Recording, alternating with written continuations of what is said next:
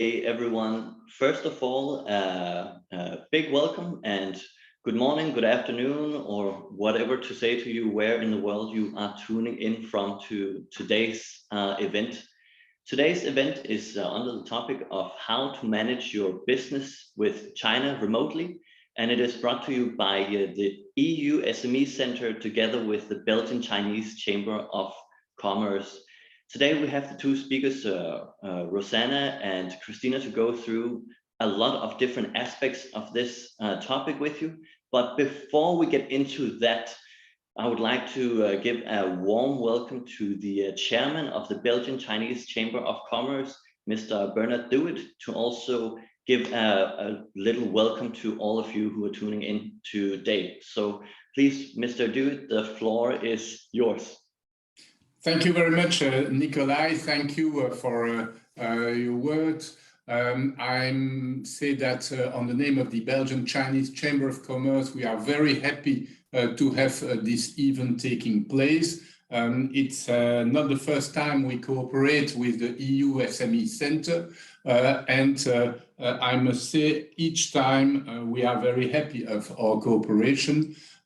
Europe is sometimes very much criticized for administrative procedures, for some projects that are not working, but I want to say that there are a certain number of projects very well working, and EU SME Centre is the best example of that, of a success story of European cooperation, because thanks to your centre, especially small and medium-sized companies have the possibility to get help free of charge in their operations in several countries, and here we are speaking about China. So therefore, thank you very much for organizing this, and on the name of the Chamber, we are very happy to take part in the project.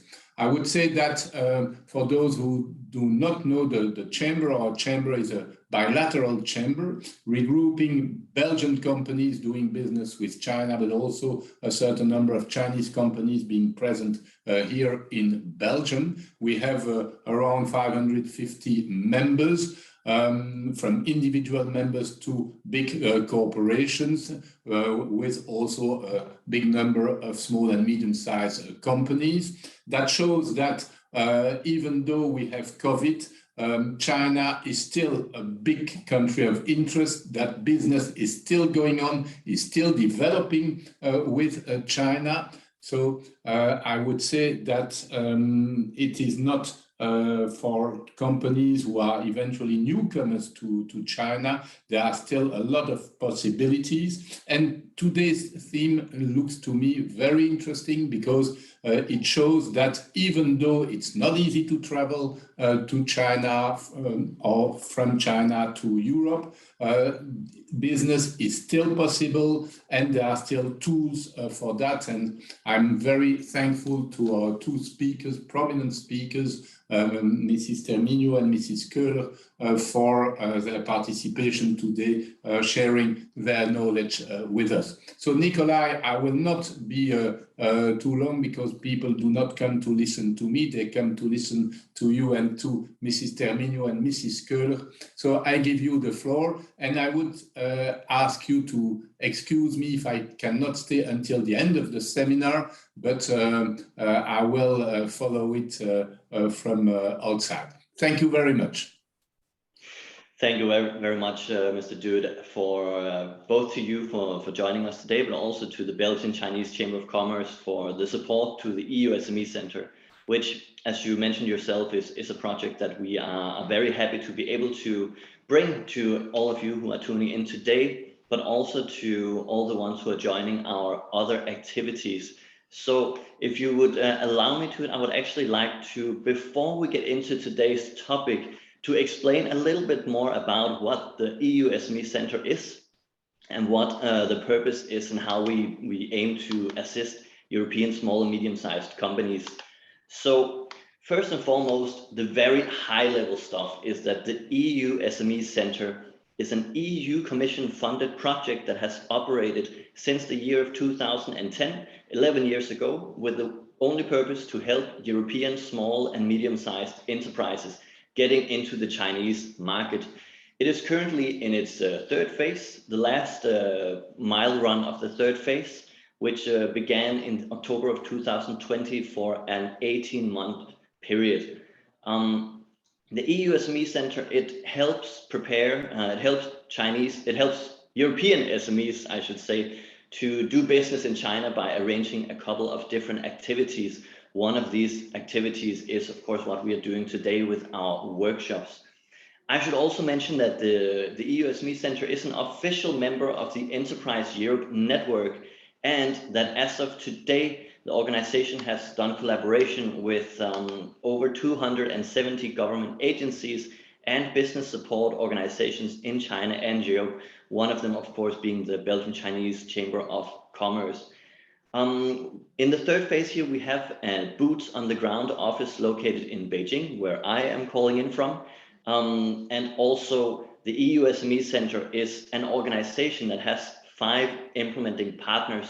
These 5 implementing partners being the Italian Chamber of Commerce, China-Britain Business Council, the Danish Chamber of Commerce, which is where I am working when I'm not doing stuff with the EU SME Centre, and also EUROCHAMBRES, and finally the European Union Chamber of Commerce. So that is the very high-level introduction to the EU SME Centre. To go a little bit into what kind of services the center is providing, well, it can be provided into 4 different categories: a knowledge center, an advice center, a training center, and an SME advocacy platform. And I would just like to spend a little time to explain a little bit more about these 4 different aspects. So the knowledge center, what does that mean? Well, it means that on the EU SME Centre website, which is eusmecentre.org, you can find an exhaustive library of over 200 reports on the Chinese market, and they are all freely available for you to go and check out on our website. So very much encourage you to do that. Besides the report and the knowledge center, we also function as an advice center. And one thing in particular that I would like to suggest those of you who are watching who have not yet done so is to go on our website as well and check out the self-diagnosis tool that we have created and developed a few months ago. What is that? Well, that is basically a tool that allows you to check how ready your business is for the Chinese market. So there is a couple of questions, and then based on these questions and how you answer them, the system will then tell you how ready you are for the Chinese market. That is the advice center part. Then we have the third part, that is the training center. And the training center is that basically what we are doing today as well is that we are making a series of workshops, both online and offline, to help provide some knowledge on different aspects of how to do business in China. Of course, today is over how to manage your business in China remotely. That is the topic of today, but we have a lot of different activities, all free of charge. So very much encourage you to check out our website and our calendar for more events. Finally, the last thing I want to mention before we get into the main topic of today is that the EU SME Centre also functions as an advocacy platform for European small, medium-sized enterprises in China. And we do that by a lot of meeting activities with both Chinese and European stakeholders to benefit the European small and medium-sized enterprises who are looking to the Chinese market. With that down, the final slide that I have here is a little appetizer for some of our other events and activities that we have coming up later here in December, but also in January. The phase that we have now continues until and including March, so we will have a lot of activities going on from now, including today, but also in the months to come. That is a bit about the EU SME Centre. And now today we are all tuning in here on Zoom, and what I would like to do is just to tell you how it will work with the Q&A session. Because once we get through the agenda, where we have Rosanna and we have Christina talking about the different aspects of today's agenda, we will also be having the opportunity for you guys to ask questions, I should say, directly to today's speakers. And how do you do that? You do that by using the Q&A function, as you see on the picture here, down in the bottom of Zoom. In there, you can write your question, and then we will be sure to take those questions and forward them to today's expert speakers at the end of the session. There's also a chat. In the chat, we preferred if you could write comments or thoughts, but for the questions, it's best to use the Q&A function. One extra technical thing I also want to mention is that today's session is being recorded, and following today's session, maybe tomorrow or so, we will upload this very session on our YouTube channel, which is also the EU SME Centre YouTube channel. One extra little technical thing before we get into it is that once today's session ends, at the very end, there will be a question popped up to you to take the survey of how you thought today's session had been. From the content, please tell us what we can do better and how we can make these sessions even more valuable to all of you who are tuning in here. So with that out of the way, I want to give a very brief introduction to our two expert speakers of today, both speakers who have worked with the EU SME Centre before. So first, I want to welcome Rosanna Termino, who is the managing partner at ACE Corp China Business Consulting. And Rosanna has the expertise in strategic consulting and operative solutions, also with many years of expertise in the Chinese markets. So that is one of our two speakers, and a warm welcome. The second of our two speakers is another friend of the EU SME Centre who has worked with us before, and that is Christina Kohler. And Christina is the head of business advisory at Woodburn Accountants and Advisors. And Christina also has expertise in the China business strategy and market access, with 20 years of experience in the Chinese market. So with all of these things out of the way, I think here that I will stop sharing my screen. And then Rosanna, if I can give the microphone and the floor over to you to share your slides from your side, then we can begin with today's topic on how to manage your business with China remotely. Okay, thank you. Can you hear me? We can hear and see the slides. See my screen. Okay, let me see if I can make it full screen. Okay, and I will skip these two slides because you already introduced. I would like to thank the EU SME Centre and the Belgian-Chinese Chamber of Commerce for this chance to give this presentation together with Christina. It was been a pleasure. I didn't know Christina before. It's been a pleasure to co-organize this speech together with her. I will give some content inside, and Christina will be sharing a practical experience related to managing your China business remotely.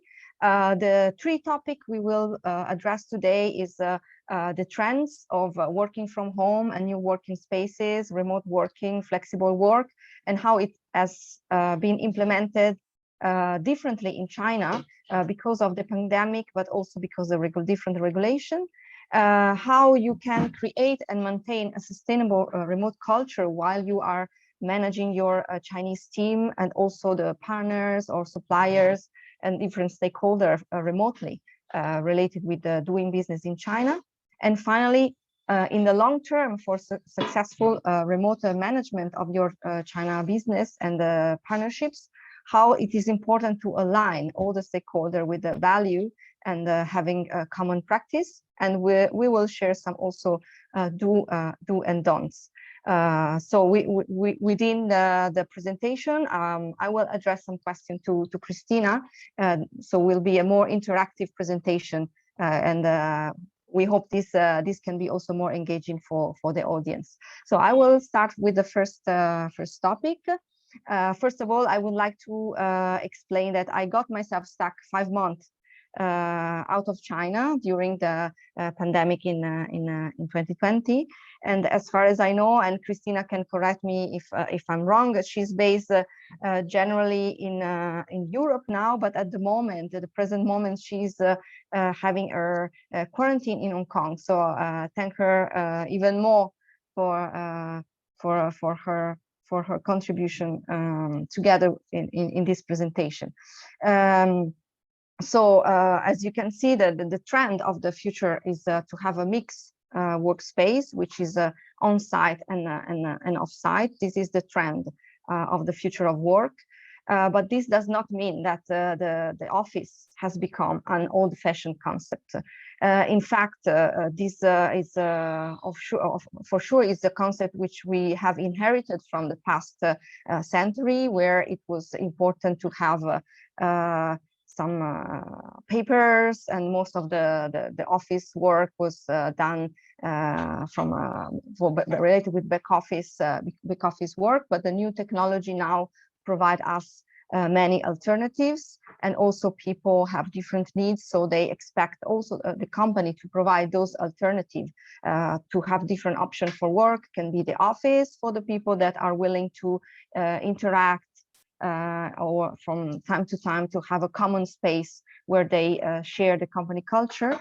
But as well, they would like to have a possibility around the city, and this is also happening in China already, to have a co-working spaces where they can have access to different locations in the city, or have the possibility to work in the coffee or in from their home. But we will see more in detail later about these trends.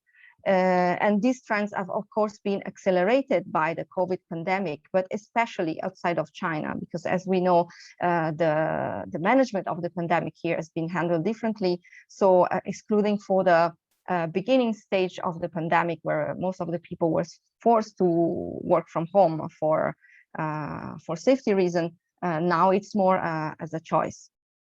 So these new trends has created what is an augmented office space.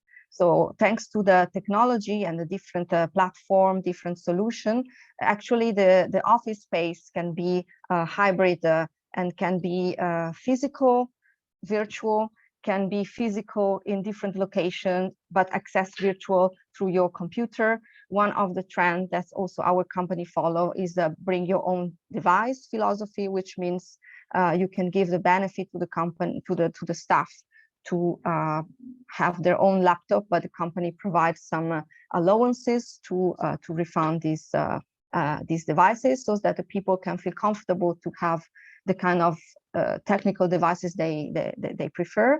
And at the same time, of course, with the cloud access or some other security access through the servers, the company can prevent problem related with confidentiality, and also some cyber security issue.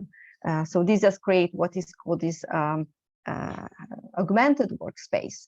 With regard to remote working, this is also what happened. It's happening in China, as happened also during the pandemic. One of the main issues is that it is important to have the right platform to give the possibility to the people to access to the company server, for example, to have access to the data. Also, the internet connection we experienced during the pandemic. It's important, the stability of the connection, also for the video conferences. And the company are also using these different tool and technology for training or for telepresence. So all these devices can allow you to manage your business remotely. So not only it allows the employee to work remotely from home or for any other location they prefer, but also allow you, in case you are temporarily not able to come to China, or you decide to postpone your visit to China, you can access to your company information if you have set all these systems with the right technology. So this is the idea has in the mind of the people of what is working from home. So some people have this expectation to combine their personal time in some situation to be flexible and work from home. But actually during the pandemic, we experienced that working from home not always is so ideal and so rosy as it is depicted. So that there are some challenges.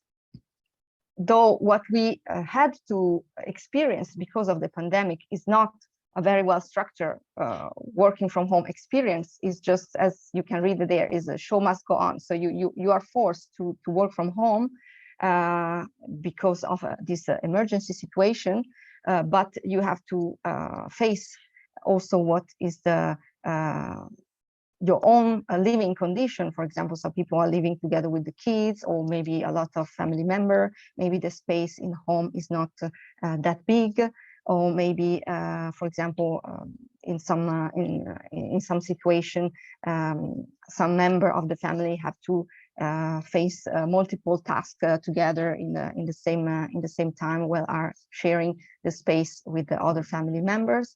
But at the same time, this has been a way, especially in the West, to test how smart working and flexible working works, and which are the limitation or the expected has to be taken into account to make it more efficient.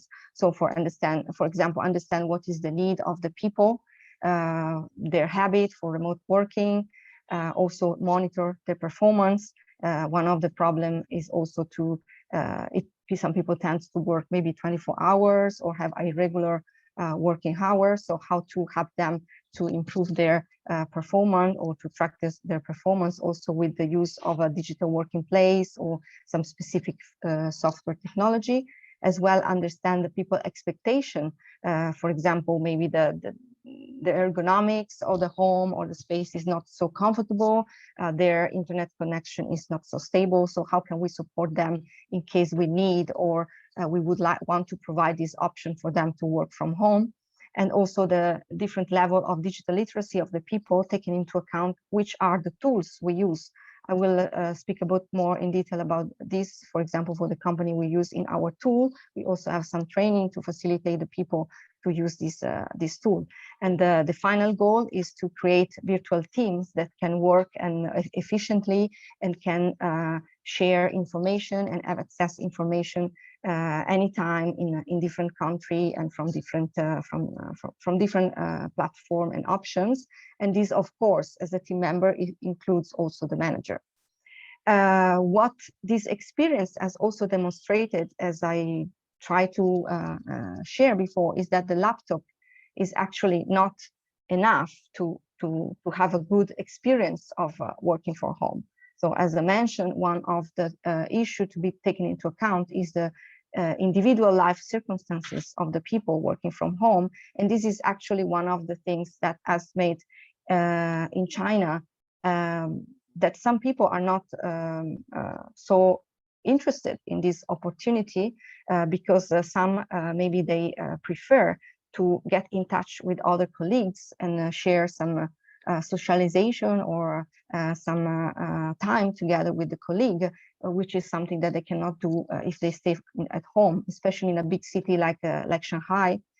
Maybe some people will prefer to come to office to have some connection with other people, or you can see that more and more people are working in the coffees,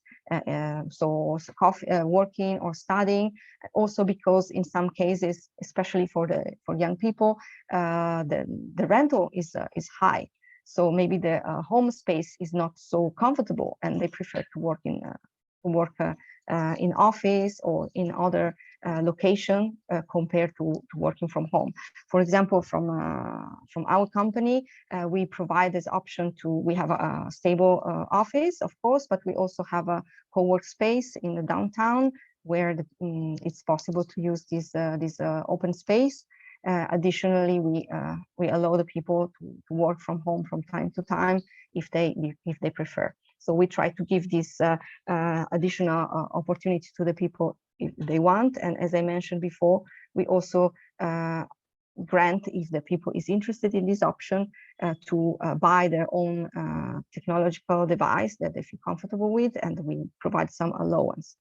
So what has happened in China is actually, as you can read, is not new to work remotely. The internet is already present since especially the 90s, is become more diffuse.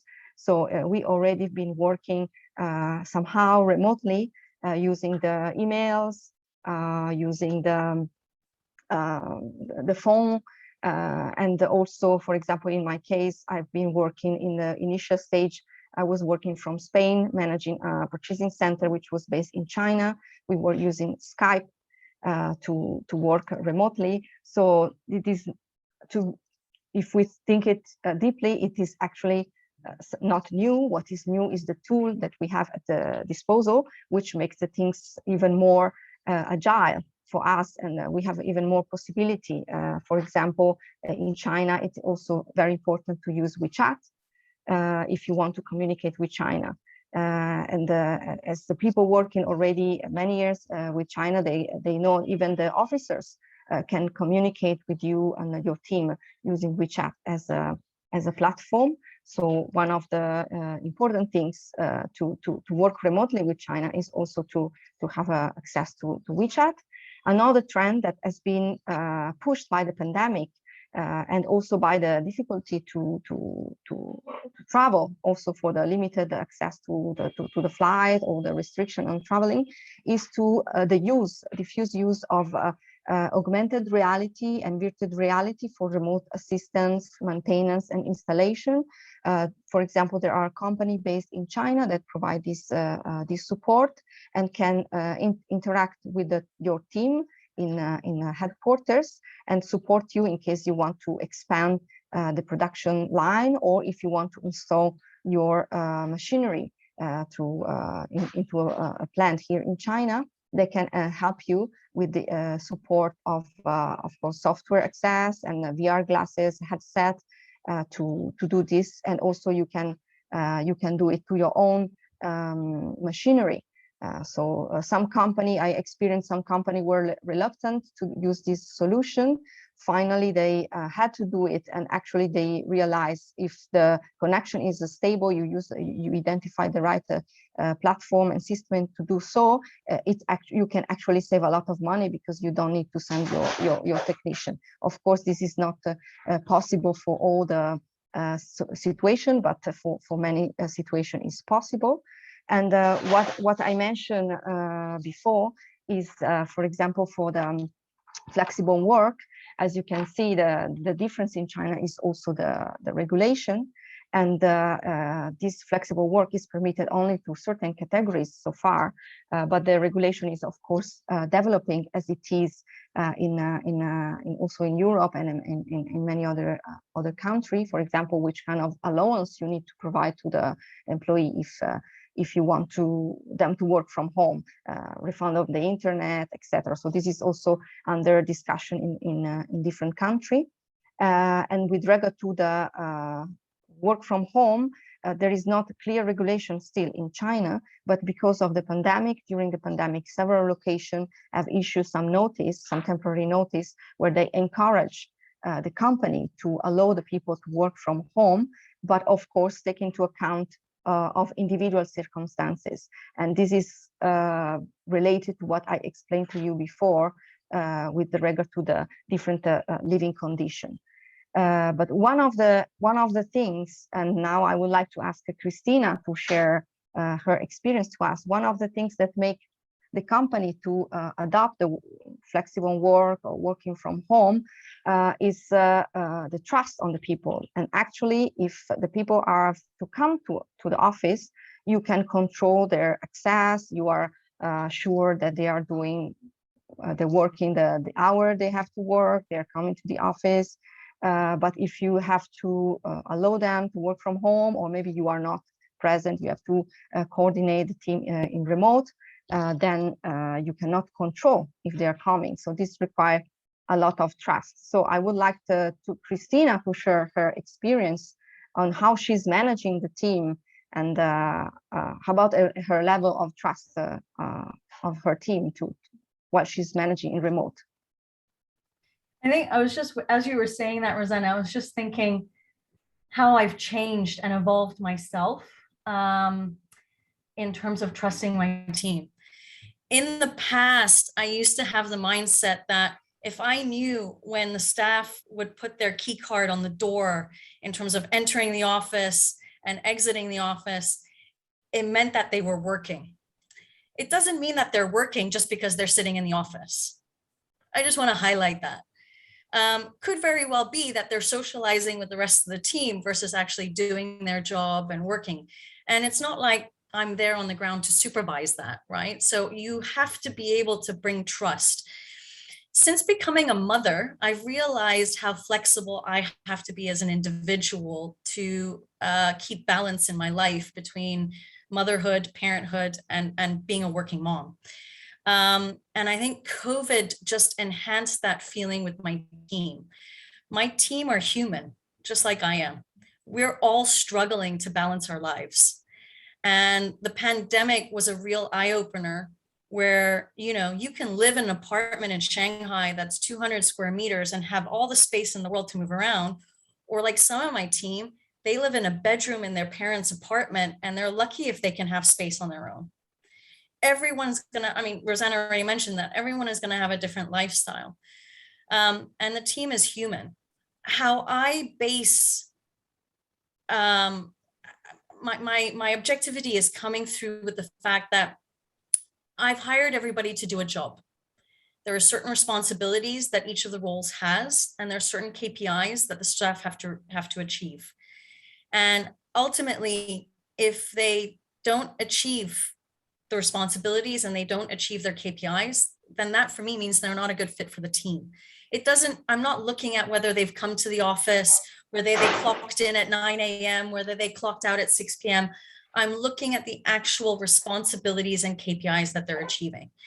And again, when you look at it from a professional perspective, we have goals that we want to achieve.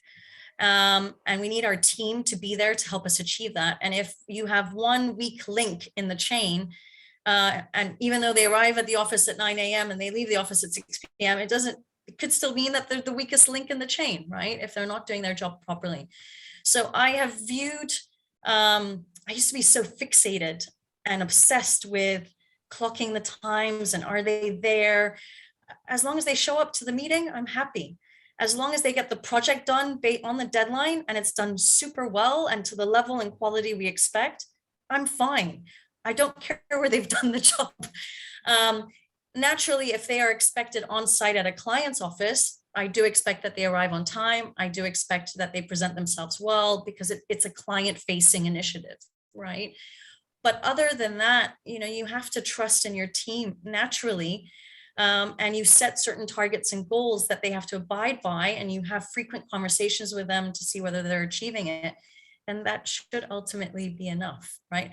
During the pandemic, everybody had to rely on the fact that they were going to do their job from home. Even with all of the children screaming around, animals screaming around, we're reliant on that. And we can continue to act like that. Thank you, Christina. And actually, you mentioned something, which is related with the communication with the team. You are remote. You trust them, but you also ask feedback to them. So we move to the next. If I can move the slide, yes. We move to the next topic, which is how to create and maintain a sustainable remote culture. And as you just introduced, it has to do with the communication. And we can see a basic model here of what is communication. And you also mentioned, Christina, about the value of the team members. So if they play with the other team members for the common goal, they have they're sharing. It doesn't matter if they arrive at 9 o'clock, provided that they are on time when they meet the client. So what is based on this basic model, which studies about communication process, but it is from a technical point of view, but we can use it as symbolism or as a metaphor for our communication. So communication is about exchange of information. And one of the things which is very important, which you introduce in your sharing, is actually the feedback. So we share communication. This communication it's shared through different channels that we have. If we have a face-to-face communication, of course, the noise, we call it noise, can be easier to be detected. We lose the possibility to have this face-to-face interaction that would make it easier to see if there's been some misunderstanding. But if we have common goal, common reference point of reference in our communication, common values, and we have a constant feedback. So maybe when we are far, maybe the feedback becomes even more important. We can exchange the right information, and also this information not only has to do with the work information, but also has to do with maintaining the relationship with our team, especially with our team, with our partner, with our different collaborator that we have for our doing business in China, which it's become even more important when we are far away. So this means, as we introduced before, that the office can become a meeting point where the employee and also our client can use as a reference of our company culture, can experience our brand and our company culture, and create this sense of belonging. So the physical office is still important, but additionally, this experience, this value, this corporate culture can be extended to what is introduced as augmented working space. So we can use also, can be consistent with our communication and with our value, also in the interaction through the online platform we use. So in our personal case, we also SME company. So our financial capability to be to use different kind of digital tools are of course limited, but in the tools we use, for example, we have remote access to our server. We choose to have a server, which is a physical server, not a cloud, but we give the chance to our customer to enter to our server in a dedicated space, and they will see our logo when they enter. So we try to give this experience, and this was also what I used myself when I was stuck in Europe. I could access to the company information through the server, which is located in China, and it also becomes compliance with the regulation. So this it was, in this case, was a coincidence, but can be a solution that can address different problem, and also for the employee. It's maintain this sense of belonging if they access remotely. It is related with the company culture. So the corporate identity is also something very important, and you do not need a lot of money or fancy training to necessarily invest a lot of money to create your company culture. You must define which are your shared value, and also, as Christina mentioned, to identify the people that are aligned to the same values, that they will have the contribution as a team to your company. Even though you are working remotely, you can trust and you can rely on them, and have this flexibility and adaptability yourself to understand that maybe the new trends, which has been enhanced by COVID, is actually an advantage. So in our personal experience, what we did as a company, that was before the pandemic, and actually it turns out to be an advantage during the pandemic, is to have a fixed service structure. We actually had this decision to address the turnover of the staff, so that to reduce the time for the training. We have a fixed structure of the server, so that it's very easy for the people to understand where to put the information or where to find the information. Of course, for the new people, is not so immediate, but after a while, the logic is quite, let's say, straightforward. So for the people, is easier to know where they have to put the information, or where they can find the information they need. We also create some workflow and procedure for the different kind of project, and this workflow and procedure in written, that we adjust the time to time based on the experience we get with the project. Every time we get more details, they become a checklist. So we have also another online platform, which is called Trello, but you have many other options. Is a kind of a project management tool. You can have different level of access of these platforms, And we use this to track the status of the projects, or to, for example, to know which steps we are with the checklist, some question to each other of the team members, of the other team members. And we try to keep update the state of the project in this platform, so that if, for example, there is another team member which is on leave, or for any reason that they cannot be in the office, other members of the team, if it's an emergency or is urgent, they can access to this platform and can check which is the status of the project. Or maybe in my case, when I got stuck, it was a way for me to be updated with all the situation, with all the projects.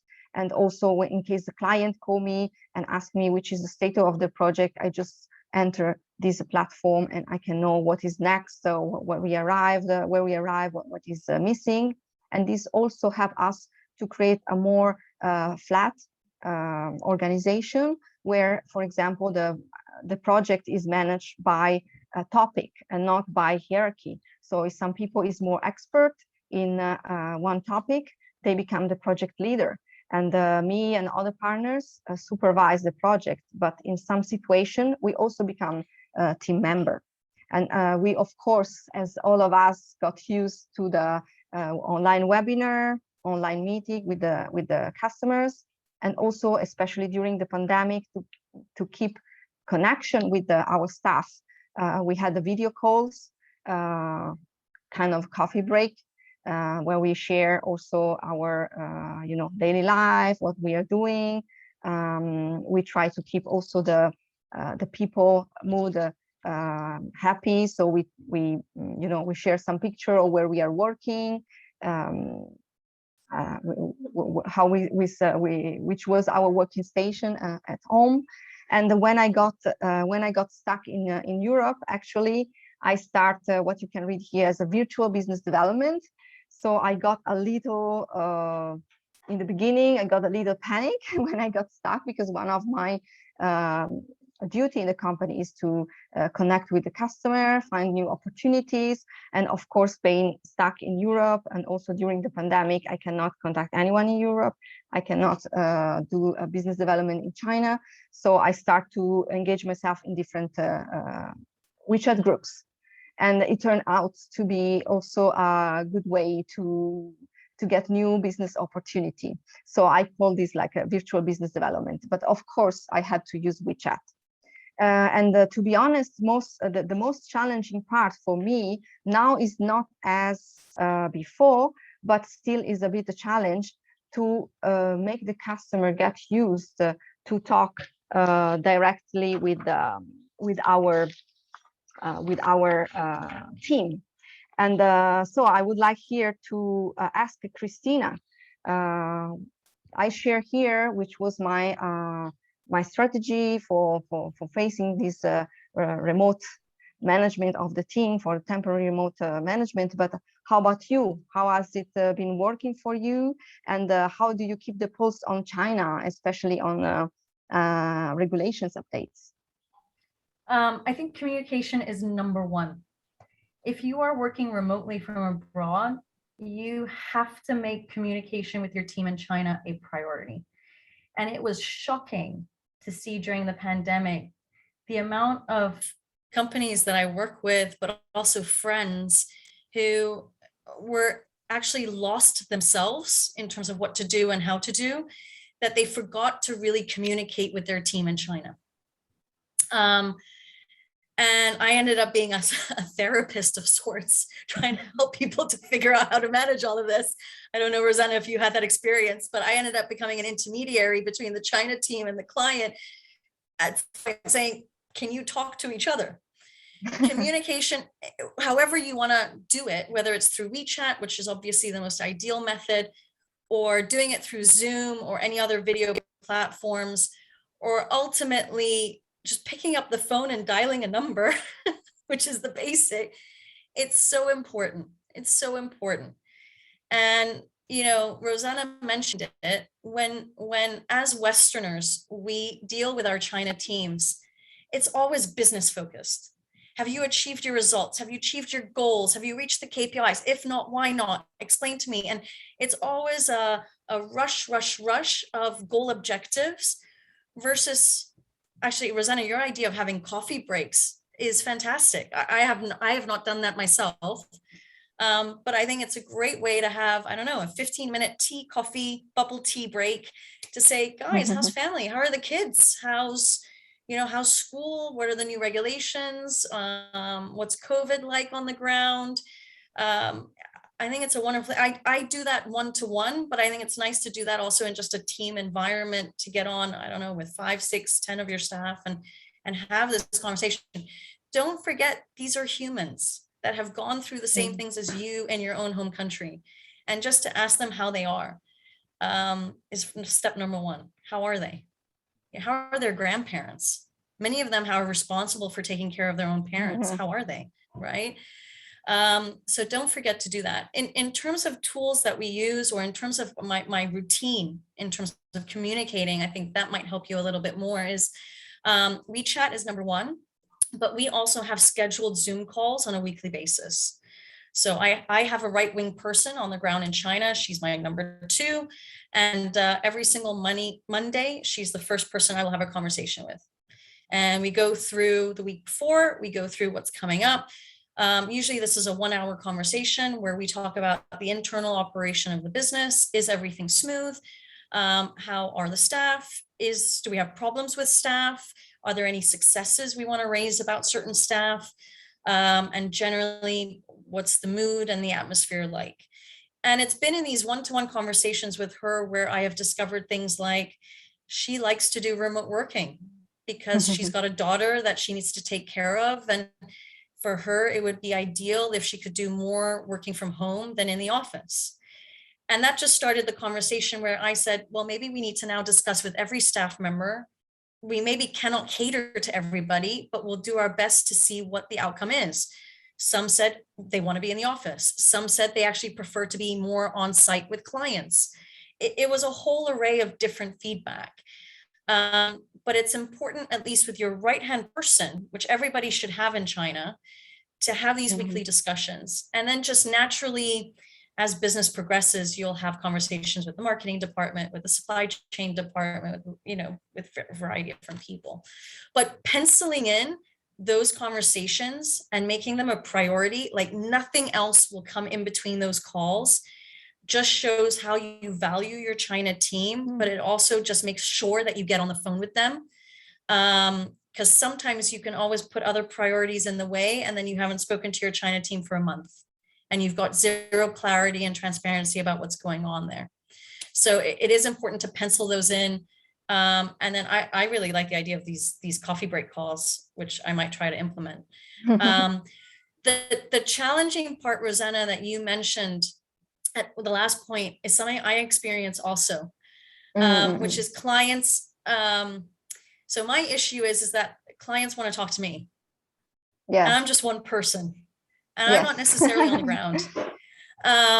And so it's been an education that I've tried to do in the last 18 months, also because of time zone issues. It's been an education to tell clients, you've got to trust the staff I've hired. And you've got to rely on them. And I will come in once a month to talk with you, but you've got, from a day-to-day perspective, you've got to rely on them.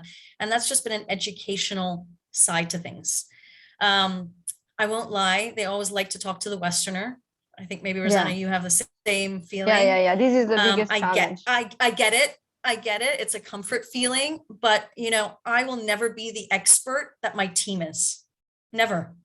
They are locals. They know the regulations inside and out, and they are the ones who are updated. And most of the time, they are the ones educating me on what to tell clients, right? The thing where maybe clients have difficulty, especially with these digital tools now, is the fact that you are speaking to your staff who are not fluent in English, or you're speaking to your clients who are not fluent in English, right? There's always going to be this language barrier. I'm born and raised in Hong Kong. I'm 17 years, predominantly in Shanghai, and I've learned Chinglish. And I'm also very brash. If I don't understand something that somebody tells me, I don't assume, I don't guess. I say, I'm really sorry. I don't understand what you're trying to tell me. Can you say it in another way? Can you say it slower? Right? Knowing full well that English is not their mother tongue. So, you know, if you don't understand something, don't be shy. Say it. I'm really sorry, I don't understand. And they will try to reword it in another way. If you still don't understand, say, could you maybe write an email, because maybe that will be clearer for me.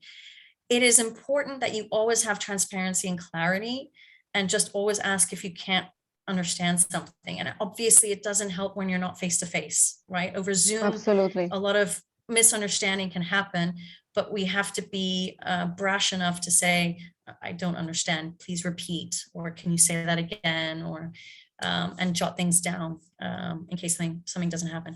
Rosanna, I had a question for you, because I had a problem with this, and maybe some other people also have problems with, is in terms of your server. So you've got a server based in China, and when you were abroad, did you have ever any connectivity issues?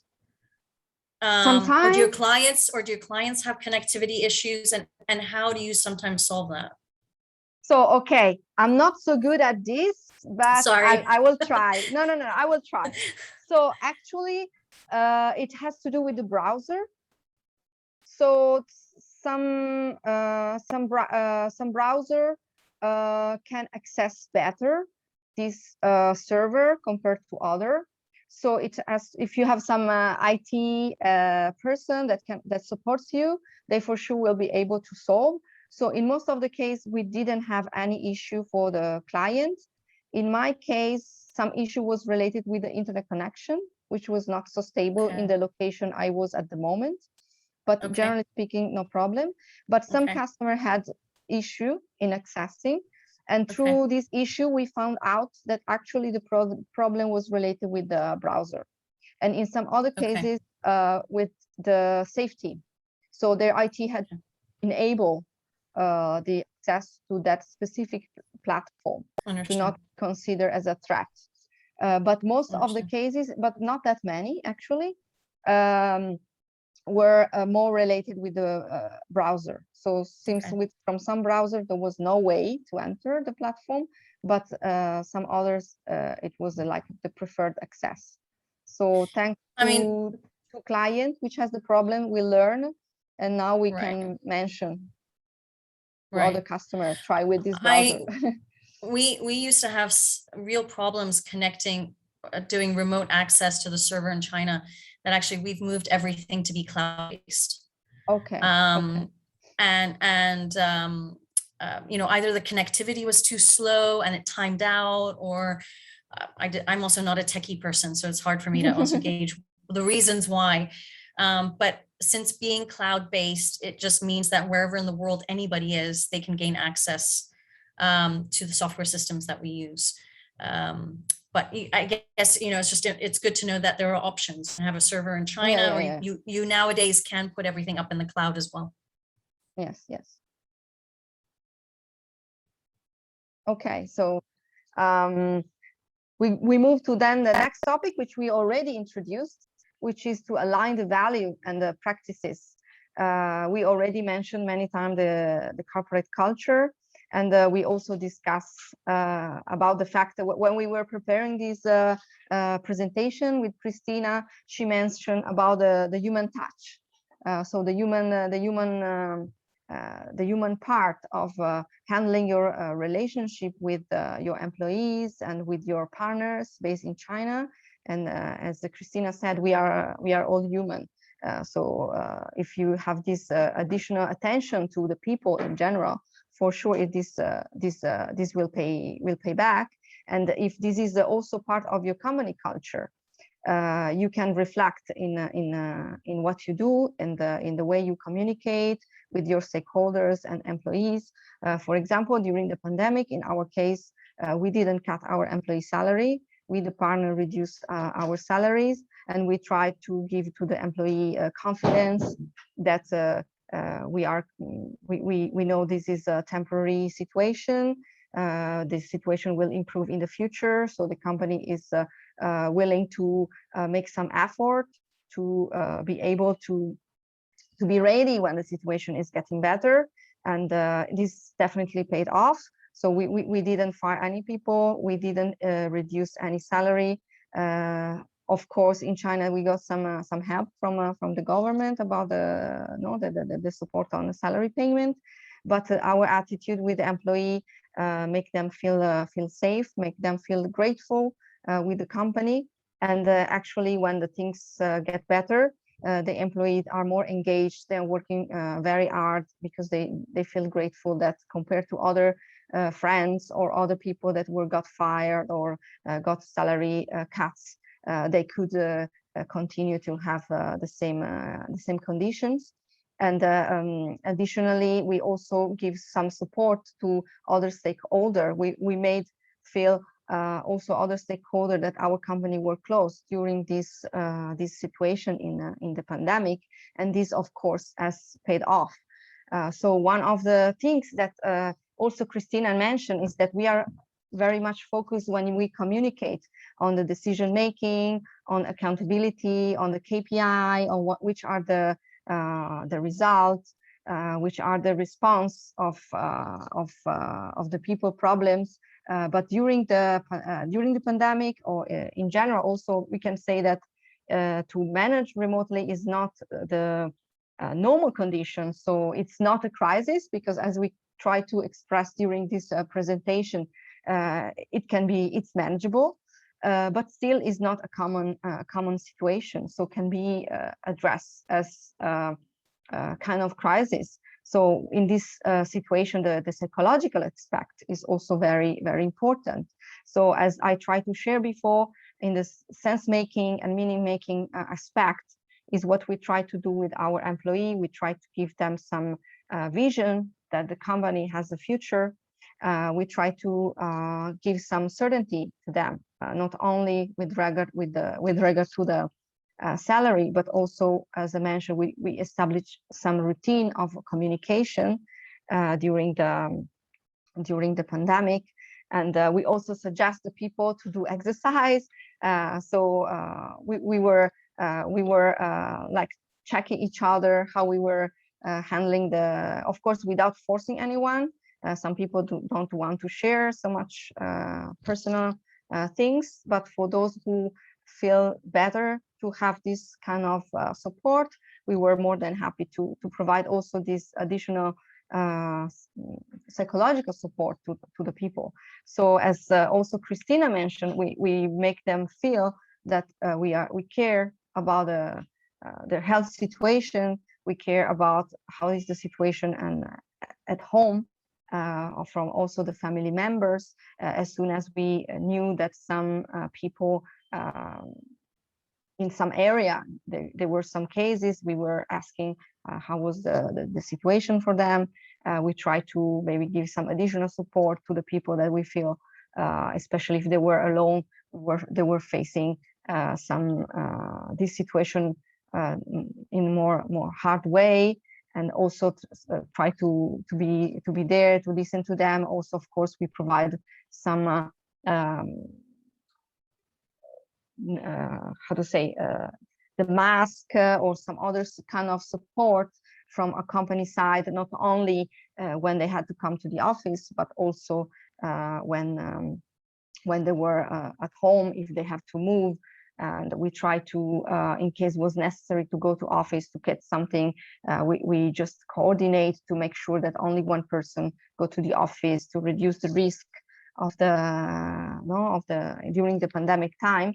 And this has created, of course, a new atmosphere in the company, create new habits. So we still have this kind of attention with our employee, even now that the pandemic in China is in a different situation. So this has to do with of course with the style of leadership you prefer to adapt. So as Christina mentioned in the beginning, the traditional leadership style we are all used to is the transactional leadership, where we control, we try to give some incentive to motivate the people. which is based on the hierarchy and on KPIs, is based on performance. But this is much harder to, of course, this kind of leadership works in certain situations, but it's much harder to manage people in this way if you do not have the direct contact. If you are far away, it's much easier to enforce this kind of leadership, and it also works in the short term. For the long terms, it's been proved that leadership that provide a goal, provide incentives, as also Christina mentioned, that make the people feel cherished, they make people have a path for their professional growth and learning. And these also include the fact that we want the customer to talk to them because they can handle it. They are able. Of course, our value is not only to be a translator in a language, but the translation that we provide, as also Christina mentioned, is also based on a cultural proximity with the customer. So for sure, this creates a major sense of safety for the customer. But in some detail or last minute updates, of course, the employee or the expert, the local expert, is more knowledgeable. So, and this is also an opportunity for their personal growth to be exposed directly to the customer. And one of the leadership style which has to do with this is the servant leadership, and it's what we also try to express during this conversation to be one of the tools. You have, of course, the technical tools that can help you, but in the long terms, the way you handle your relationship with the people, which can be your team, can be your Chinese counterpart, can be your suppliers. I have 2 Chinese partners. We are also very good friends. So the way you have a relationship with the people is, of course, what pay off in the long terms. So as we try to share to you today, the crisis has to do with the people. And if you prepare in advance, if you already take this kind of approach on how you manage your team, how you manage your supplier, your partners, this will pay off in the long term. So in my personal case, we use this strategy to overcome one period of time where we had a very high rotation of people. So we already set all these elements which help us during the pandemic, and also because I was frequently traveling between China and Europe. So this all was already in place when the pandemic came, and was what made us overcome successfully the situation. So for Christina, another question, as we mentioned, you play the human card with your team. So how did you engage with your partner and the team while you were in remote? How you manage now the relationship with your also with your Chinese-based partners? I don't know. I always think this is a bit common sense. I mean, how do you lead? You lead by setting an example, right?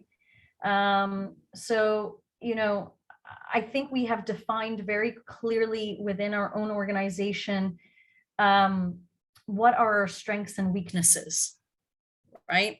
So my weakness is I will never be a Chinese CPA, never. I would, you know, I'm not going to go now to Chinese accounting school to learn about how to be a Chinese CPA. So if you ask me now, what are the technical aspects of doing P&Ls, balance sheets, trial balances, and putting things in PRC GAAP, I know a lot after 17 years, but I mean, my expert is the lady sitting in Shanghai, who is my right-wing person, right?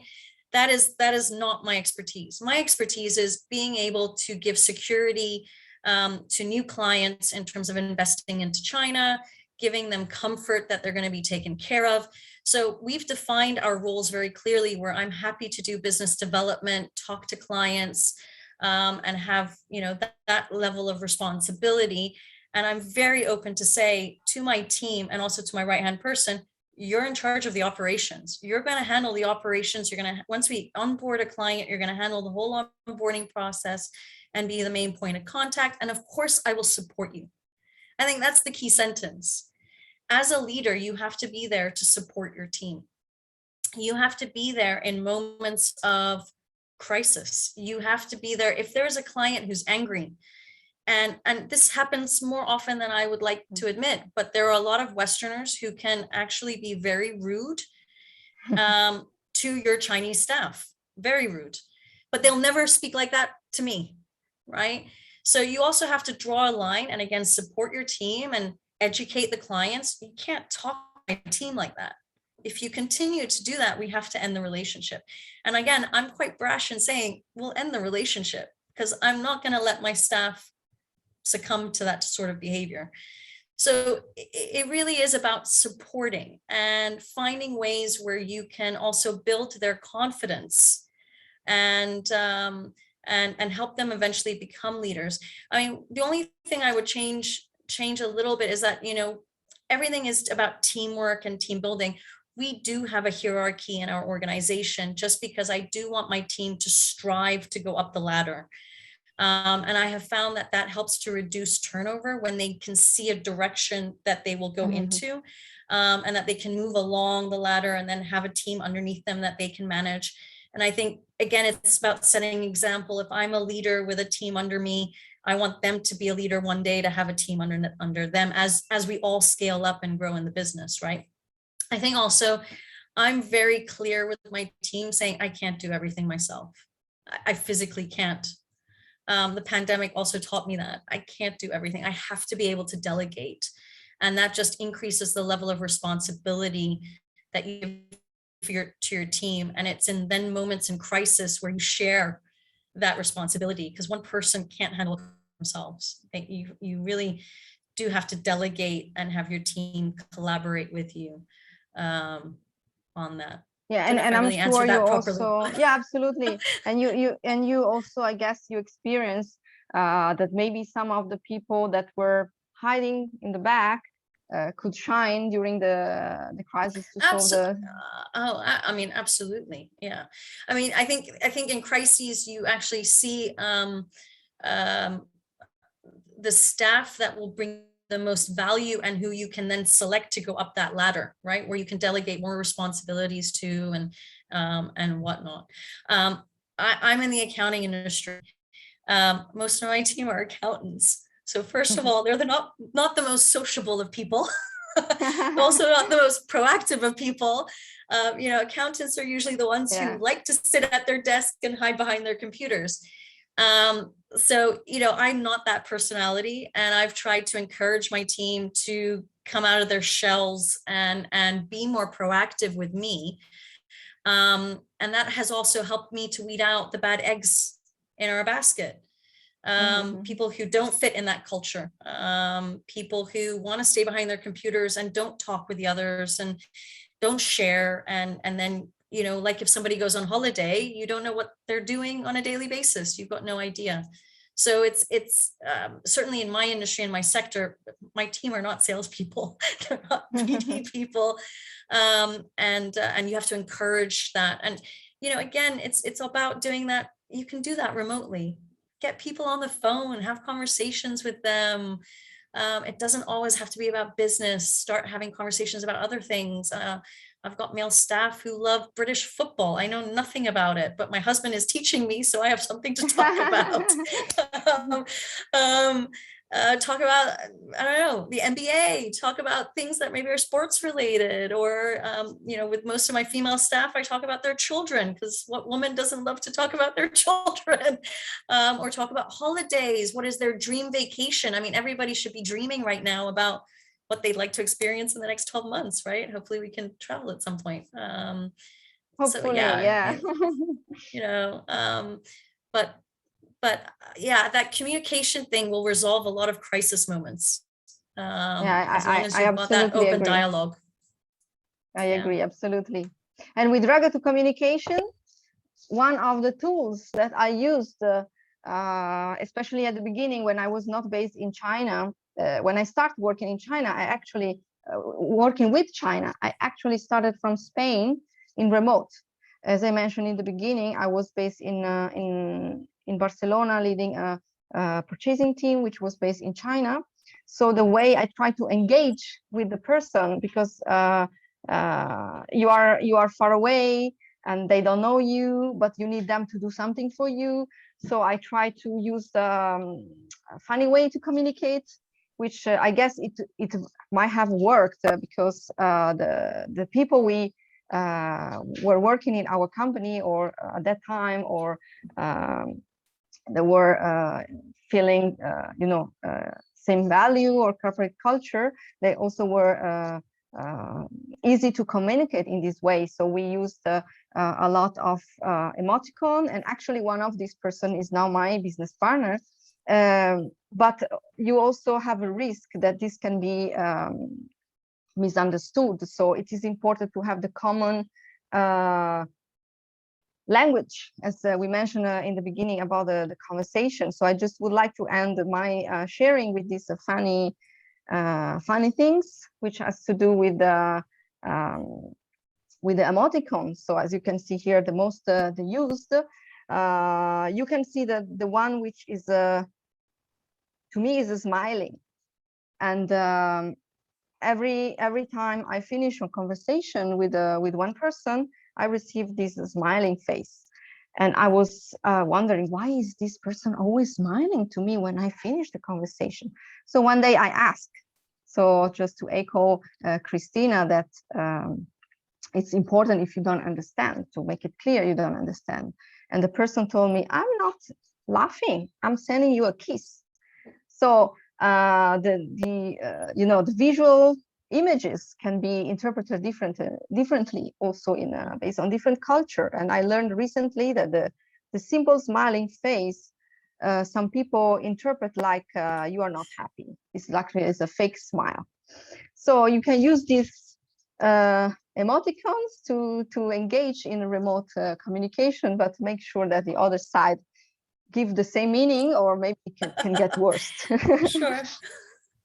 So I would like to end up our presentation, and maybe leave you more time for sharing your own experience leading your business in remote, by one last question. So during our preparation of this webinar, I got shocked when you told me that you actually have your company stamps with you. And I do. Yes. Never leave home without it. How comes? How it does not affect your operation? So I think the first thing that I think, Rosanna, you also encourage your clients to do, just like I do, is you're setting up in a foreign country. It's China. There's always very negative media interpretations of what it's like doing business in China. And something that a lot of companies forget to do, because they're sending a Westerner to China to manage the on-the-ground operations, is to simply put in corporate governance. Mm-hmm. What makes you feel comfortable in terms of operating your business, right? So you've got to think about how you're going to operate the bank accounts, who's going to have access to that. You've got to think about your licenses and your chops, who's going to have access to that, who's going to sign off on contracts. And ultimately, as a general manager or managing director or managing partner, what makes you feel comfortable in allowing your team locally to do, or making sure you've got the control over that? So again, I'm just sharing what I do, because this is my comfort level. Okay. So in terms of the bank account, I am an authorizer on my account, which basically means that I've got my right-hand person who is the cashier for my bank account, because I trust her in putting in stuff, but I am the ultimate authorizer. I'm the only one who can move funds. I'm also a bank signatory on the account. And I have, my brother and I, so we're a family-owned business. My brother and I are signatories on the bank account. So if something happens to me, he's got access. If something happens to him, I've got access. So think about having two people who are signatories. And then So what happens with the bank account is my staff, whenever there are outbound or inbound transactions, they have to send me the physical papers from the bank, and I have to chop and sign off on them. Not efficient? Not really, but it is what is my comfort level, right? It's what I'm comfortable in doing. Separate from that, I have the company CHOP because I want to have transparency over all the contracts that we sign, whether that's employment contracts, whether that's client agreements, whether that's third-party supplier agreements, whether that's marketing agreements, whatever it might be. I want that transparency. I want to have read those agreements. I want to know what's in them. I want to sign off on them. Again, that's my comfort level. Is it efficient? No, because originals need to be kept in China, right? But it's not inefficient. It's not inefficient either, because your company is running, right? The company is running. I mean, exactly. Look, the company is running. It's we have a system in place now, and the pandemic really forced us to put a system in place now where, you know, I send out a courier once a month, if not twice a month, with all original documents. Finish. Are my courier fees higher? Yes, but I'm not traveling to China, so my flight tickets, hotel is down, right? You weigh that out and you balance that out. So when you're developing the corporate governance of your structure in China, and, you know, I have a lot of friends who are leaving Shanghai because of new policies and just they're fed up with being stuck. You know, what I've told them is review your standard operating procedures, review your corporate governance, feel who you can rely on in the office, and also evaluate what you're comfortable with in terms of continuing the operation in China. And it's going to be probably for the first 3 months a testing phase, right? Because some things you'll be like, oh, that I can just give to somebody else to do eventually, but be maybe a little bit strict at the beginning so that eventually you can loosen up the reins and give certain responsibility to certain people on the ground. But you have to look at your comfort level. I never leave home without this. This is my comfort level. I am in charge of that. I am the authorization key tool for our bank account. I'm comfortable with that. I won't give that to anybody else. So yeah, I mean, it really is about evaluating your risk level and comfort level in terms of operating the business. And I just want to say, it's all doable. It really is all doable. It's all manageable. You just have to create certain systems about communication, corporate governance, standard operating procedures, find your right wing person. And then also, I would also say, don't forget to have that ecosystem of protectors. So I've got my lawyer on speed dial in case something happens.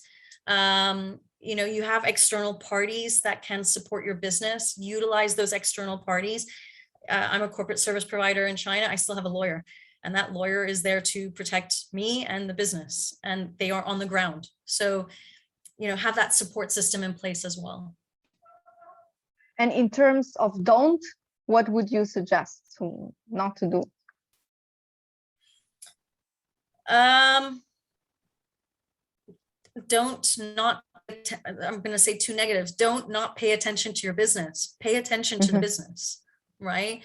Just because you're sitting in Europe and you know your staff and you know, make sure you're paying attention, right? Don't say now, well, I know the team and they're going to get the job done, so I'll have a call only once a month. No, have a call once a week, right? Don't get lazy with not paying attention to your business. Pay attention. Not only would that help with the communication, it will also give you know, it will, I don't want to say tighten the rein because I don't want to give it a negative connotation, but it will show your team on the ground that you still care, that you care about the results of the company, that you care about what they're doing. So don't be lazy, pay attention to the business. And the easiest way to do that is to schedule in these calls that are vital for me and don't miss a single one of them.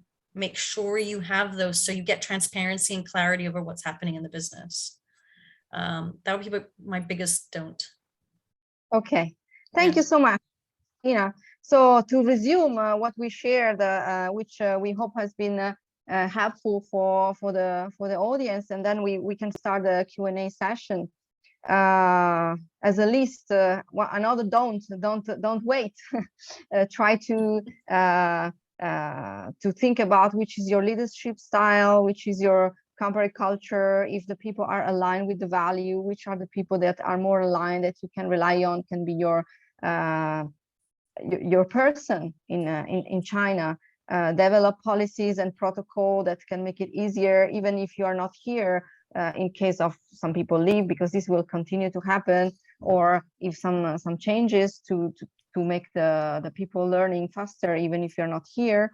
Invest in training, also in your people. Try to find the right digital tools and system that can support you to have a stable remote connection and sharing the work, and have accessible platform for being engaged with your team remotely. And also, and mainly communication is the most important. And with this last slide, I would like to open the floor to the Q&A session. Thank you everyone for listening. Okay, first of all, Rosanna and Christina, I think I can speak from all of us when I thank, especially for the Q&A. I mean, the ping pong, not the Q&A, the ping pong that was in between you guys with the questions to each other. I think it's very clear that you have both a lot of experience in how to make the best out of working remotely, but also are quite passionate in how to troubleshoot these different issues that arise no matter how well you try to prepare for it. And especially the last year or 2 years, there has been a lot of situations for most people watching along, I think, that can relate to some of the things you've talked about. So I kind of got four takeaways for me, to sum it up. First thing is that these virtual coffees may be a good idea for not only Rosanna and Christina, and we actually got a question about that, which we will get back to a little bit later. The second feedback is that that trust is super important in doing these virtual businesses back and forth with China, especially if you cannot be on the ground, that you hire and work together with someone that you trust through and through. The third one is the communication. The third word that I wrote down was communication. I think especially Rosanna, you talked a lot about the importance of the communication, and be sure that these different noises, as they call it, I'm a student of communication as well, so it was a good little flashback to the studies of communication. But really, there is a lot of different communication, especially with the different cultures that we may be, one being China and the other one being where in Europe or where in the world you may be. And you brought up these examples with the smileys, which is a great example. And I'm sure also there is another smiley in WeChat, which is quite interesting. Of course, that's the smiley with the hand that does this. And there are 3 number 6s, right? Because of course, back in Europe, often the 3 6s may have a religious and even a bad meaning. You mean this hand, right? Yeah, this hand. For me, it's Ronaldo, you know, the football player, Barcelona football player. There you see, even more. But of course, that's 666 in China, meaning that something is awesome. You're right. Great, something I learned myself. And then the fourth takeaway that I wrote down was that we've also now know that Christina never goes anywhere without the company chop. So that's also. But no, seriously, I think the ping pong back and forth was really good, and I think it shines through that you are both very passionate and trying to find these solutions. With that said, I think now I just want to remind everyone who's watching now that the Q&A session will start. So we have received some questions already, but if you have more questions you would like to submit, you can just do it down in the Q&A function that is built in here in Zoom. So please type in your questions and we'll be sure to get to them very soon. The first question is actually a question that I thought of myself, because earlier in today's presentation, Rosanna, you mentioned this platform of Trello, and I think I can say we're there's not many other. supported by any of these platforms, but within our organization, this is also a platform that we began to use in the last year or so. So it's a question to both of you, if you have any other platforms or tools that can make this distant or remote or digital work easier to stay in line on a project or working together. I can't answer that because we don't use a tool actually for project management, but I just want to say this because I do have actual experience with this. Whatever tool you use, or sorry, whatever tool you or software you would like to use, make sure it's accessible in China. Absolutely. So when we were prepping, Rosanna and I was telling her actually a story where my previous company was bought out by an American firm, and this American firm was very much IT centric, and they actually delivered computers from the US to China, and we set up those computers. A specific IT team came to set up those computers, and lo and behold, those computers had such a firewall built into them that we could not gain access to the Chinese tax system. So I just want you to be aware that whatever IT you're trying to develop, what tools and softwares you're trying to develop, make sure they don't prohibit your team locally to have any roadblocks or obstacles. What we did to a solution was that each of the staff had 2 sets of computers and 2 hard drives, one to make the US happy and one that we could actually gain access to the Chinese tax system to do the online tax declarations. We solved it because in China, all of us are problem solvers, but it wasn't ideal. And obviously it took up so much space on everybody's desk and staff weren't happy. So Rosanna, I don't know if you know other project management systems, but I just want to say whatever system or software or whatever tool you plan on using, just make sure that your team can access it in China, and that it's accessible globally, right? There are many. I will tell you my secret. Actually, I now not, but in the past few years, we used to have interns from engineering universities. They wanted to have their internship in China, and their goal was to work for some consulting firms. So they were happy, even though they were engineer, to do the internship in our company. We are very open-minded in terms, if you are willing to to learn and a proactive person, we don't care which is your background. So actually one of the things I did is with these people to study this solution, but that was much before the crisis, but it paid off before the pandemic, sorry, it paid off. So we studied different options, taking into account, of course, that should be, as Christina mentioned, available for China, and based on our needs and the possibility at that time, we choose this platform. But there are more and more, and for example, during the pandemic, I totally forgot the name. They launched one which was Alipay based, and we explored this solution during the pandemic. It was a kind of virtual digital workplace, so the people can onboard. You have the chat, really, you can create different chats related to work. I forgot the name of this platform, but you have many solutions. You just need to find which one is more suitable for your needs. Thank you for those reflections on that. I think we will move into some of the questions that we have received in the chat, even though I also have more, but let's go into some of the questions that have been submitted by the audience. So the first questions, as I teased a bit earlier, is in regards to this online coffee break that you mentioned. And the question reads, it's directed at Christina actually, but I think it could be for both of you. If you have any tips or recipes for a successful online coffee break, how could it look like content-wise? What would be good to discuss? Christina, you want to start? Or I can. What could you start off with? I don't know. I would just let the conversation run, to be honest. I would start off with, how are you? How is everybody? Yeah, this is what we did. You know, how's everybody doing? Is everybody having any, or is anybody having any issues that they would like to raise? Because you also don't want to put people on the spot. You know, like I said, we're an accounting firm with accountants who are not necessarily sociable. They're introverted, and they might not be brave enough, you know, or have the courage to answer in such an open forum. So, you know, you don't want to put people on the spot. So I think, you know, talking about sport, I'm not a sports person, but talking about sports subjects. Have you seen the latest NBA game? You kind of, or ask people what sports do they like to watch.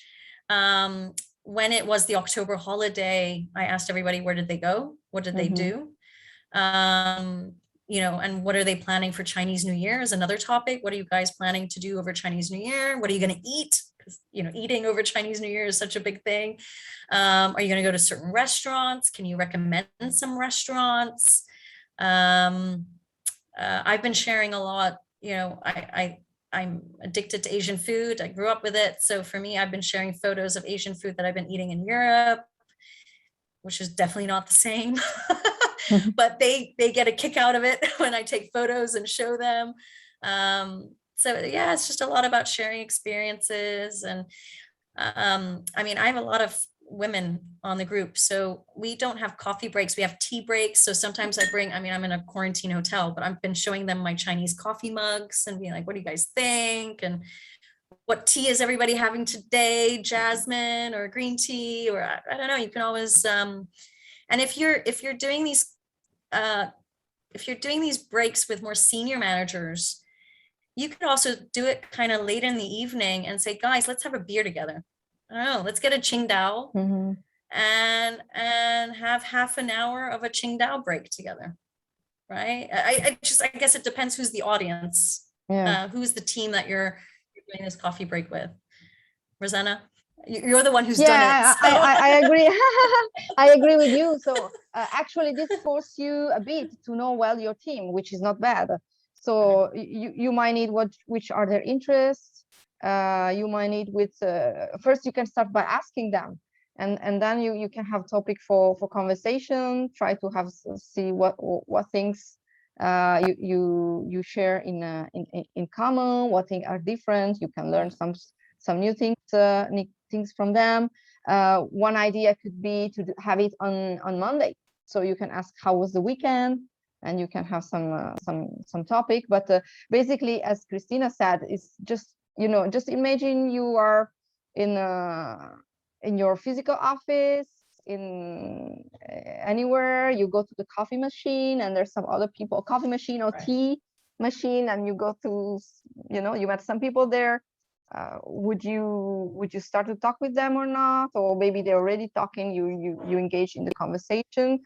So the virtual is just you know, it's just an ideal. Your purpose is to communicate, right? So you are not physically there. Of course, you have a different barrier, but in the end you want to communicate with them. So with this in mind, I think the device through which you are communicating is just a way. Is not that important. The point is that I also you want to communicate. I didn't mention this earlier, but also something that we do, or sorry, that I do. You know, I physically can't get there, but it doesn't mean I can't send stuff over. So, absolutely. You know, my plan is for Christmas to send a big box of chocolates, or order a big box of chocolates that will be delivered to the office from me. Chinese New Year, I'm planning on, it's not necessarily the idea of gifts. It's just, you know, normally over Chinese New Year, I would take my team out for dinner. I can't do that. So what I'm saying to them is, you guys go out for dinner together. It's on me. Enjoy. You know, just because you're not there doesn't mean you can't instigate also team building activities amongst your staff, or send things like, I don't know, a typical box of chocolates. I'm now currently based in Luxembourg, from Luxembourg, that they can experience that and share that. You know, packages can still be delivered. right? And it's just making that little extra effort to get stuff over. Yeah. Great. Yeah, I think especially the topics such as food, you can never go quite wrong with those, or perhaps even an excuse to get in a late evening beer with the colleagues online is perhaps also not a bad idea. So to move on to the next question is a very technical one that we received. Perhaps I can answer that right away, because the question is whether or not the slides from today will be shared to the participants. I can say the answer is yes. So as soon as you close today's session, don't do it yet, but when you do it in a little while, then you will be presented with the option to fill out this little feedback survey that once you have done that, you'll be sent an email in one of the coming days with the slides for today, and also a link to the YouTube video of this recording once we get to put that up there. So that is the answer to that question. The next question that we have received is another technical one. The question reads, we put a lot of training and technical support information on YouTube, but Chinese mainland customers cannot access this platform. Is there any way to go around this barrier? I think I can say that there are ways. I think we cannot. We've heard of ways, but there are some ways that are more legal than others, and perhaps we are not able to go into the specifics of. I can give just a direct recommendation. Okay, please. My direct recommendation would be to send these files through WeTransfer.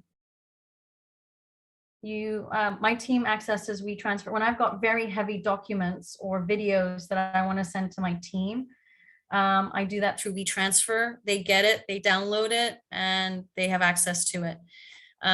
So WeTransfer, if you are planning to have customers, you know who those customers are, you've got their email addresses, you send them an email with the WeTransfer details, and they can download it. I mean, that's what we would do. Another option, but depends if the company has some office in China or not. If they are registered in China, they can buy a website, and they can upload in the website in China so that the customer can access from China. In case not, then that solution might be not feasible. But sometime for the it's true that WeTransfer is a very convenient way, but sometimes maybe the people don't want to download videos. Sure. So in that, if they don't download the videos, then they probably aren't going to watch it on YouTube anyway, right? But I mean, the only other, the equivalent of YouTube is Youku, but I think to have an account with Youku, you have to show your business license, your Chinese business license. That's why I asked them. Yeah, so I don't know if that would be a solution. Yeah. But the other one is then WeTransfer, right? Mm. So. Okay, and then we will move on to the next question, and the next question kind of goes back, takes a little bit of an overall look at the whole work remotely and digital work structure. So what can you personally do on an individual level to work better remotely, and what can be done on a company level? So maybe some overall thoughts on the individual level and from the company level to improve this digital communication and dialogue. So go ahead, Christina. No. You. I was just going to say, from an individual perspective, and I can only share what I do. I start my day much earlier than I would in Shanghai, just because then I have more time with China. So, usually I'm starting my day at 7:30 a.m. while in Europe, so that I've got a longer day with the team in China.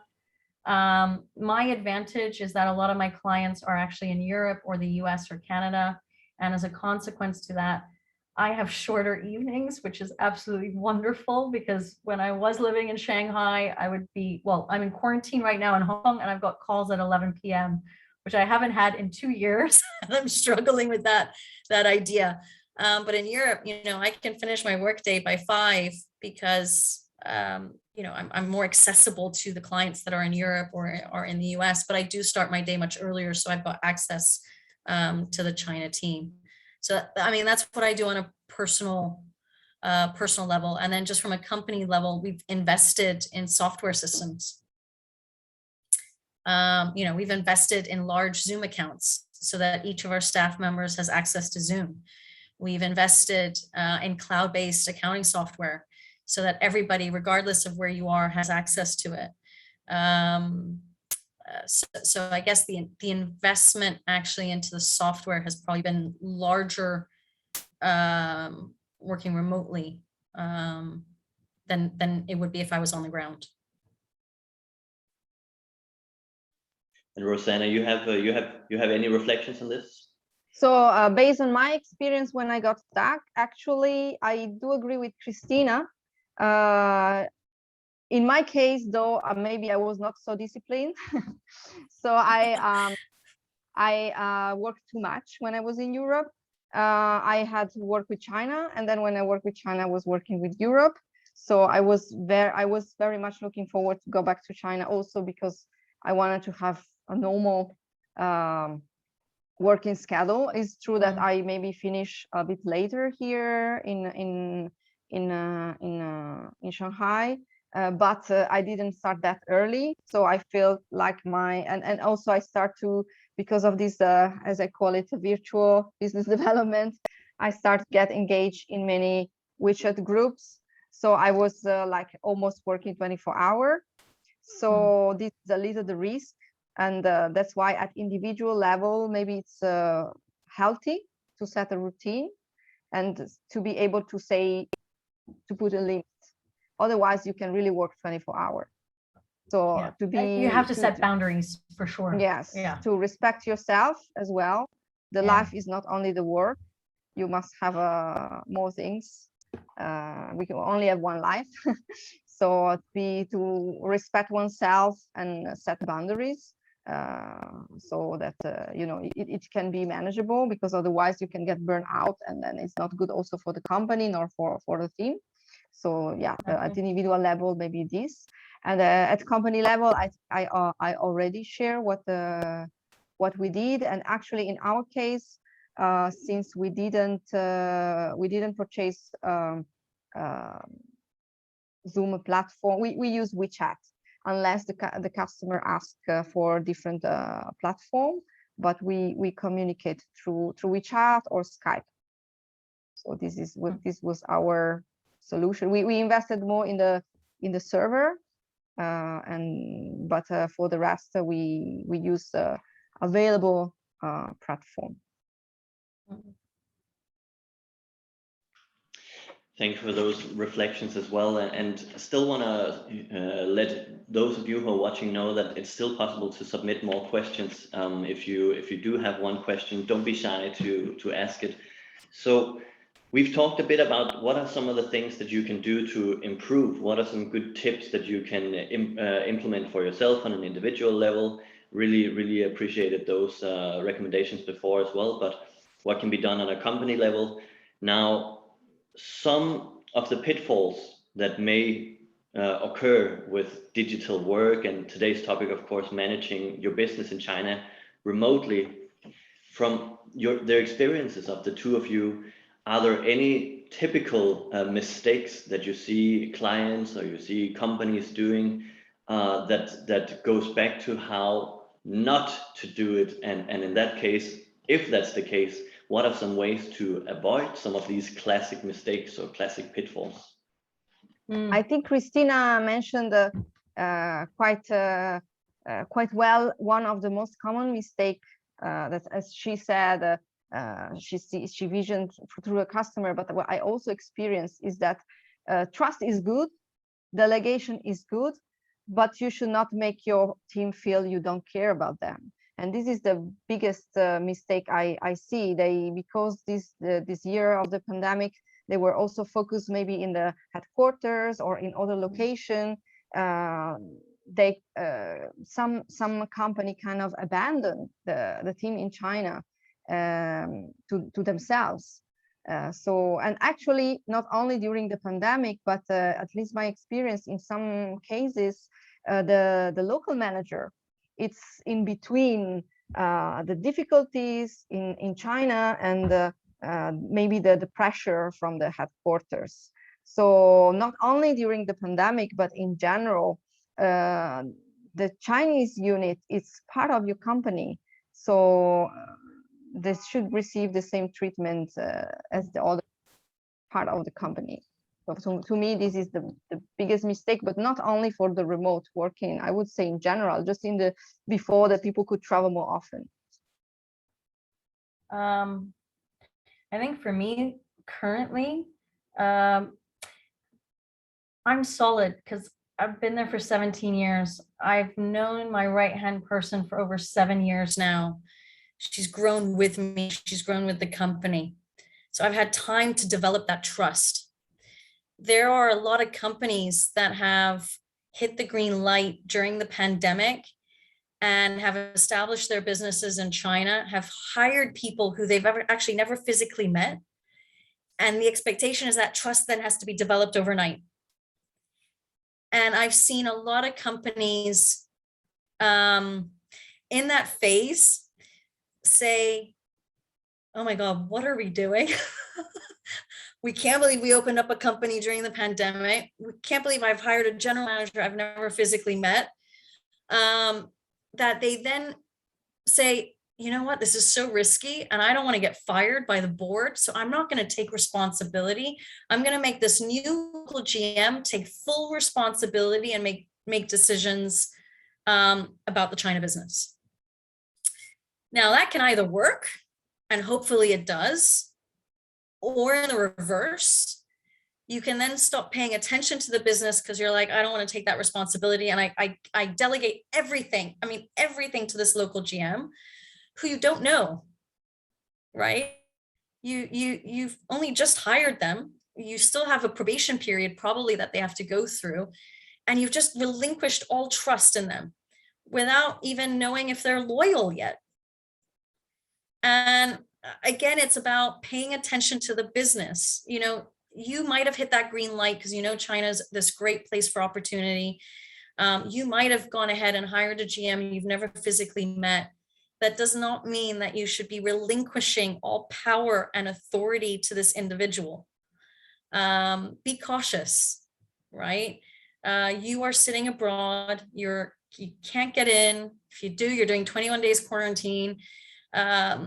Be wary about all of this, right? Keep some control over that organization. For example, keep the chops, keep your licenses, have access to your bank account, basic things, right? And then don't get lazy. Make sure you know what this GM is doing, if not on a day-to-day basis, on a weekly basis, right? That's what I've seen in the last 2 years, where I'm truly worried by some companies who have relinquished all of that control just because they physically can't get there and they're scared to take on that responsibility without being on the ground. Thank you for those experiences as well, and for those stories of how to improve it and what some of the common pitfalls are. I think actually we are reaching a point in today's presentation where we have no more questions. So I think we will just let it hang for a little bit more and allow for last questions. And while we do that, perhaps I can also take this opportunity to once again thank every one of you for tuning into today's topic on how to manage your business in China remotely. And also, not the least, of course, to today's two speakers, Rosanna and Christina, for sharing both the great presentation with the slides and the tips there, but also for sharing your stories and your experiences in the Q&A and in the questions to each other, and in the ping pong session there. So one final little ask from us in the EU SME Centre side is that our events that we're doing is free of charge. It always is, and everything on our website is also free of charge for you to check out, and we hope you will. Our little ask is just after today's event, when you do get presented with this little survey, we'll take 1 minute or so that you help us give some feedback. Even if you thought today's event was fantastic, please let us know why. But if there was something that you did not like, please let us know what we can improve, and we will try to do so in the future.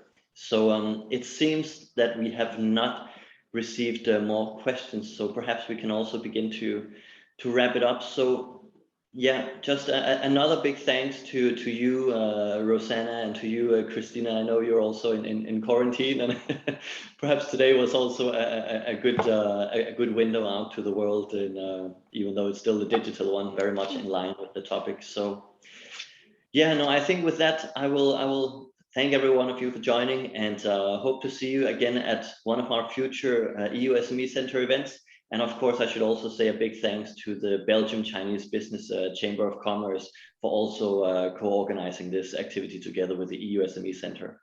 And with that, I'd like to wish all of you a good day or good evening, no matter where in the world you are. And we hope to see you next time. So bye-bye for today. Thank you, everyone. Thank you. Thank you. Bye. Bye.